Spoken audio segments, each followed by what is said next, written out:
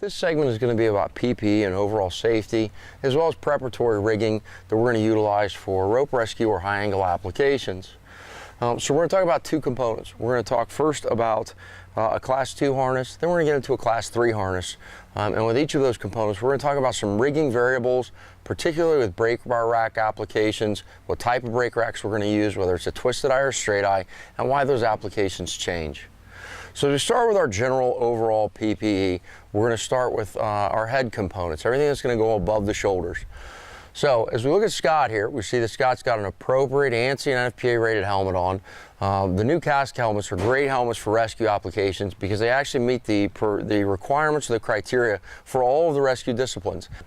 You'll notice that Scott also has a headlamp on. It's really important that all of your headgear be situated or equipped with an appropriate headlamp. Know whether your headlamp is intrinsically safe or not if you're planning on utilizing that helmet as well for a confined space application. For high angle applications, there's a lot of different headlamp variations out there on the market. You want to look at lumens and runtime as well as battery pack systems. You're going to pick one that meets your own personal needs and also is going to have an extended runtime with a lot of illumination capability. Scott is then wearing some ESS eyewear. You want to make sure that the eyewear you approve has some ballistic resistance or some ability to absorb some impact and be pretty rugged eyewear.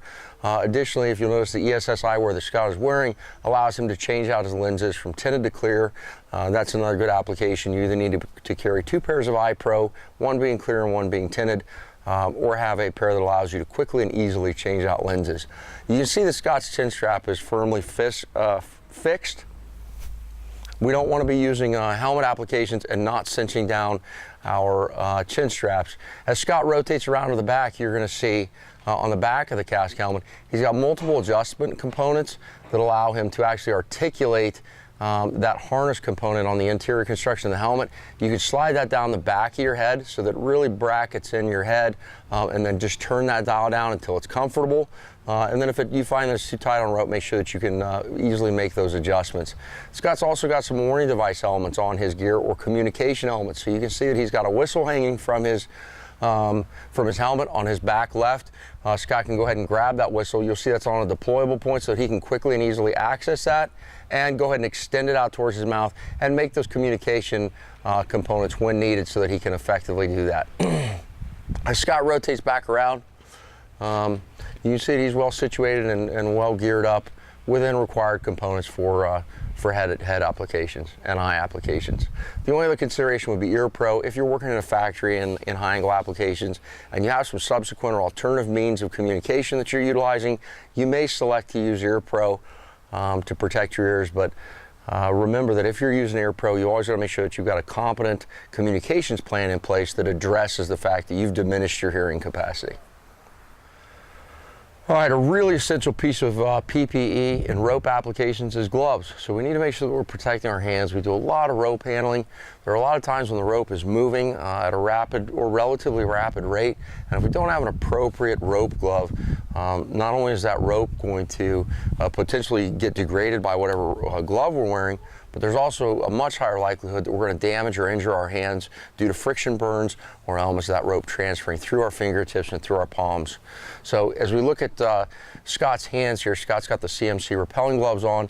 You can see that it's a nice glove because it provides a lot of flexibility. It forms to the hand, gives you some of the applications of like an extrication style glove so that they're form-fitting and very flexible. As he rotates his hand over and reveals his palm, you can see he's got reinforced sections along that primary area where the rope is going to travel through his palm. That additional padding component is really important for rope rescue hand gear components when we're discussing PPE. The other portions of your extremities that you want to make sure you cover are your knees and elbows if necessary, as well as appropriate footwear. So we want to choose footwear first that is flexible, but that also gives us a lot of ankle support, as well as a little bit of rigidity to prevent overstretching or overstressing of the Achilles tendon. So in a lot of edge applications, when utilizing a low anchor point, you have tremendous flexion on the foot. And I have seen injuries where it's not that uncommon to see injuries where that foot becomes overflexed due to a overly flexible shoe or footwear that allows that foot to overstress or stretch out that Achilles tendon, thus resulting in some form of an injury to that heel area. So wear a relatively high-reaching boot that not just gives you ankle support, but also a little bit of protection and rigidity along that Achilles tendon joint. You also want to have appropriate soles and toe protection for those applications. As we look at Scott's knees, we can see he's equipped with some knee pads. Elbow pads may be another option that you may select. Elbow pads and knee pads are going to be somewhat dictated by the environment you're in, whether you're working off of a wall, and then how much work you're going to be doing on the ground. But they definitely make life a little more comfortable, a little more protective when doing high angle applications. As we look at Scott's sides, or the side profile Scott, we're going to notice that he has a variety of prusicks assembled to his body, as well as a variety of carabiners. It's important that when selecting additional hardware and software to place on your gear, that you've appropriately selected equipment for the job at hand or the task that you're about to undertake, as well as always carrying essential components for yourself to perform self-rescue step-ups or get yourself out of a jam if your descent control device becomes obstructed and you have to perform some type of self-rescue technique.